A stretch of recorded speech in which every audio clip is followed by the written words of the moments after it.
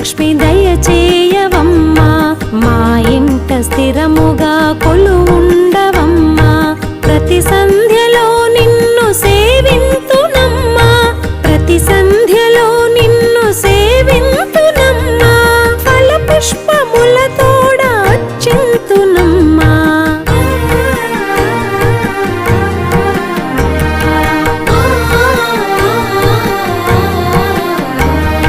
Srilakshmi Jayalakshmi